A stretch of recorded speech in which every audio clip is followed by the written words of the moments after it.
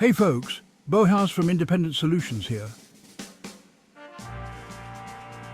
A nation at a crossroads, Poland's 1996 referendums. On February 18, 1996, the people of Poland went to the polls.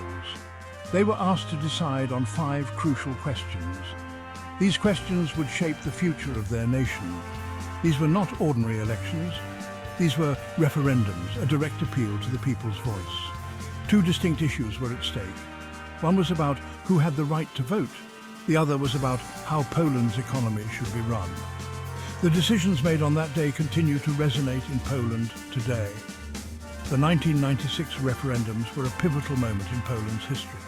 They reflected the growing pains of a nation transitioning from communism to democracy. After decades of authoritarian rule, Poland was eager to embrace democratic ideals. The referendums were a testament to this desire. They gave citizens a direct say in shaping their country's future. The world watched with bated breath as Poland embarked on this democratic experiment. The post-communist transformation, a time of hope and uncertainty.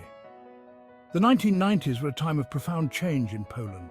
The fall of the Berlin Wall in 1989 had ushered in a new era. The grip of communism was loosening and democratic ideals were taking root. This transition was not without its challenges. The Polish people faced economic uncertainty and political upheaval.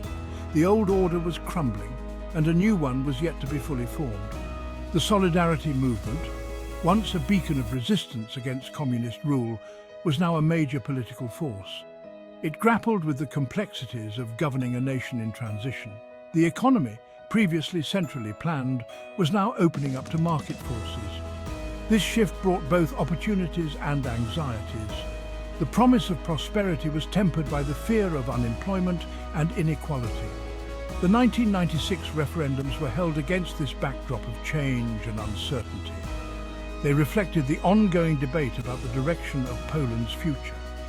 The questions on the ballot were not merely technical or economic in nature. They touched upon fundamental values and aspirations. They were about what kind of society Poland wanted to become. The referendums also highlighted the growing pains of democracy. There were concerns about voter apathy and confusion over the complex issues at stake. The low turnout in the referendums raised questions about the level of public engagement in the political process. It also underscored the need for greater civic education and public awareness.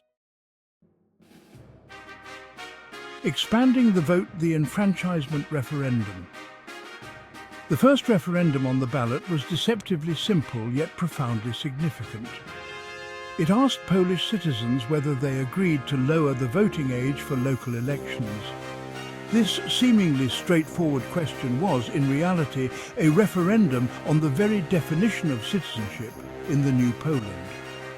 Proponents of lowering the voting age argued that it would empower young people.